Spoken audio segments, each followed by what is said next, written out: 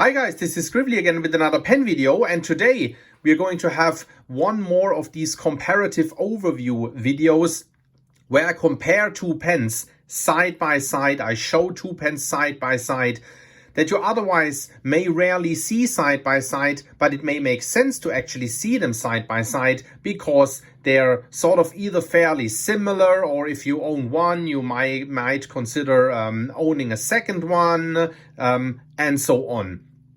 So having that said, those two pens here, the Pilot Custom 823 and the Pilot Custom 845 Urushi, are two flagship pens of Pilot. I have reviewed them both in depth, so if you're interested in the in-depth content, then search for those videos on YouTube or on scribbly.org on my website.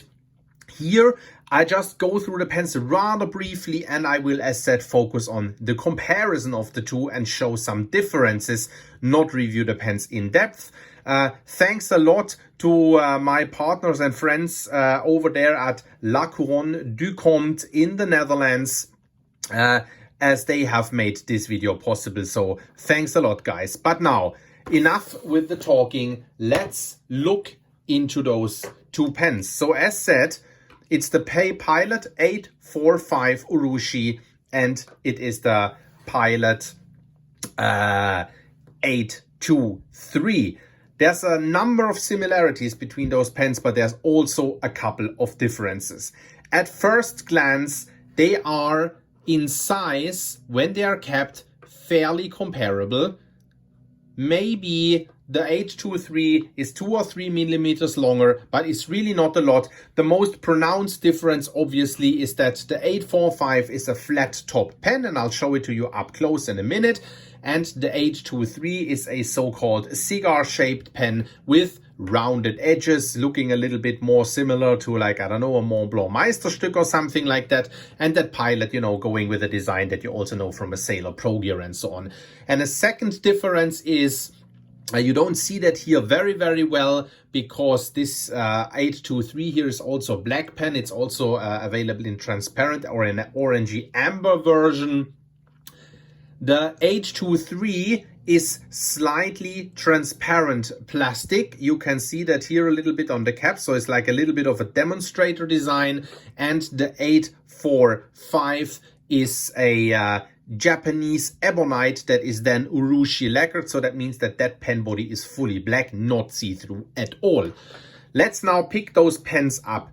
Next thing we notice, obviously, is a quite pronounced difference in weight. I didn't put them on a scale. You can look that up on the internet, but I can tell you this Japanese ebonite here is quite a bit more lightweight than this resin right here. That's the next thing, right? So now if we look at them compared, as said, we have a domed, or sort of like a domed cap here, and we have a flat top here. We have the exact same clip, looks exactly the same. We have pretty much the exact same cap bands, just that the ones on the 823 have 3 stars and the ones on the 845 have 2 stars. And obviously it says Urushi because it's Urushi lacquered. Otherwise, these look pretty much exactly the same, you know, made in Japan and so on. On both of them are these adornments here, or like these imprints, are filled with black lacquer.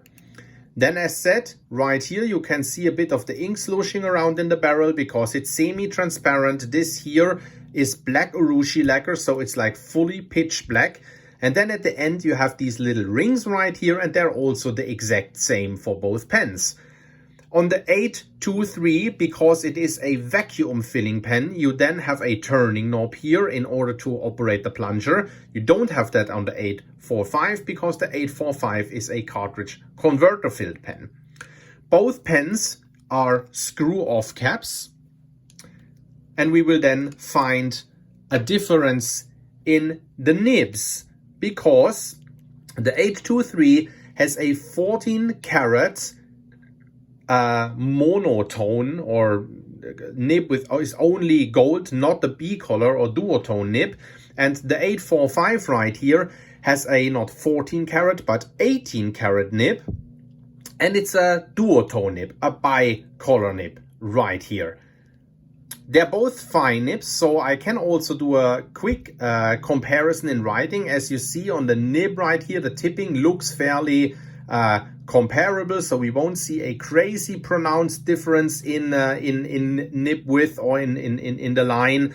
I can already say that the 18K one here will write a little bit finer, but it could also be due to I don't have the same ink in here, to be honest. For it to be a perfect comparison, I would have maybe had the same inks. This here is a Pilot Blue black ink that the 823 has, and in the 845 I have Graf von Faber-Castell Deep Sea Green. So now you know that, can make up your own mind about that. We then have the sections here. They're the exact same, at least in diameter and form and so on, because as said, this here is Japanese ebonite and this here is resin. Other than that, they are the exact same in diameter and so on. As said, cartridge converter filled pen on the 845. We have the Con 70 converter in there, and this here, as said, is a vacuum filler. Let's compare their sizes when they are not capped. And I think it's pretty fair to say that they're also the exact same in length when uncapped. So, differences. We do then a writing sample in a second. But before we go to the differences, let me just show you both pens side by side, beside my standard size reference pen, the Lamy Safari. Just so you have had that in the picture as well.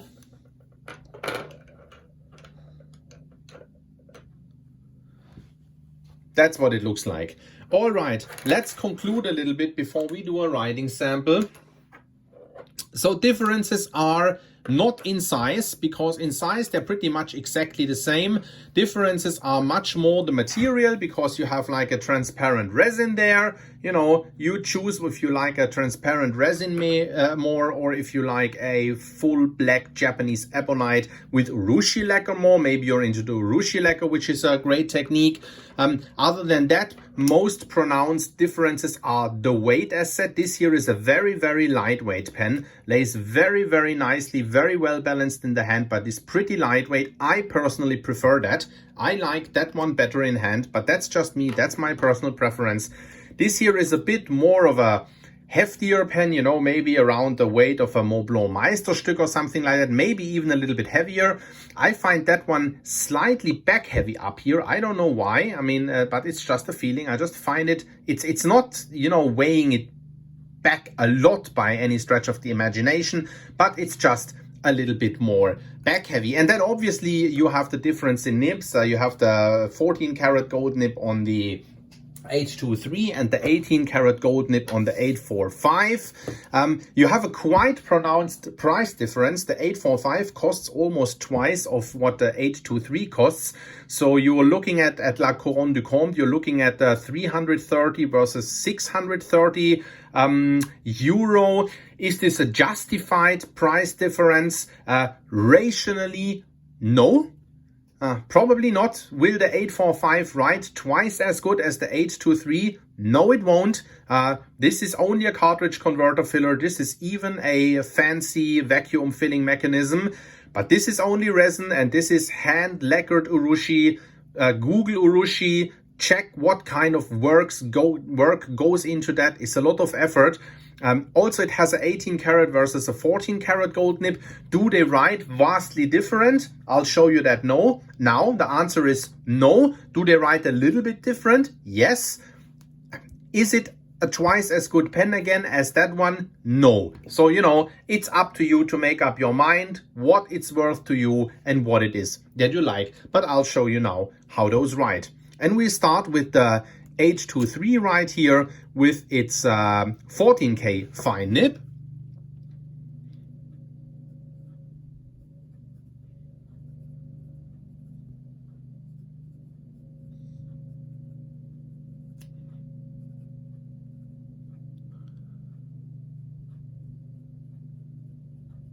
So that's how this pen writes.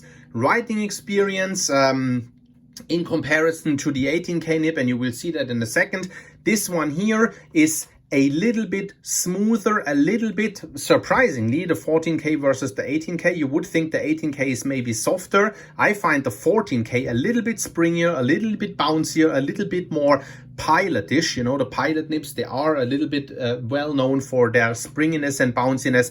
And I find the nib runs, due to the more bounciness and maybe also due to the ink, it runs just that tad wider, rides a little bit smoother and a little bit wetter. Now we go with that 18K nib here.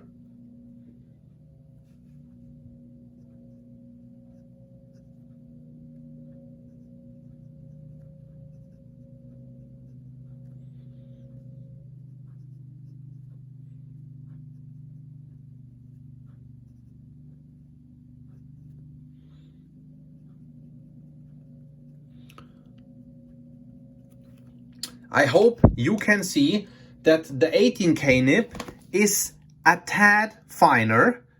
Yeah, it does have a little bit less line variation. At least it's less pronounced, and that has to do with the fact that counter to the sort of like intuition, this 18K nib here in my 2 sample pens and in my experience, this 18K nib, that's the way how I have to put them, and then I'll zoom back out again. This 18K nib here is not as bouncy as the 14K nib.